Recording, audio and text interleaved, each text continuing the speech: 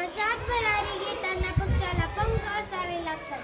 मनमोहक वातावरणासाठी फुलाला सुगंध असावा लागतो. मनमोहक वातावरणासाठी फुलाला सुगंध असावा लागतो. विद्यार्थ्याला शिक्षण घेताना चांगला शिक्षक असावा लागतो.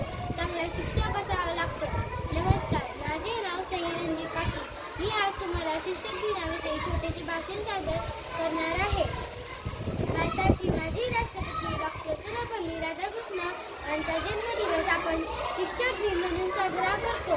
शिक्षकांविषयी कृतज्ञता व्यक्त करण्यासाठी हा दिवस आपण साजरा करतो. आई वडील हे आपल्या आयुष्यातील सर्वात पहिले गुरु असतात.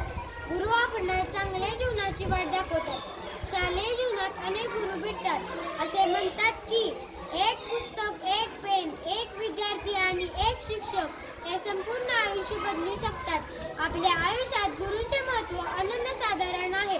गुरूंचा आदर राखणे हे आपले कर्तव्य आहे.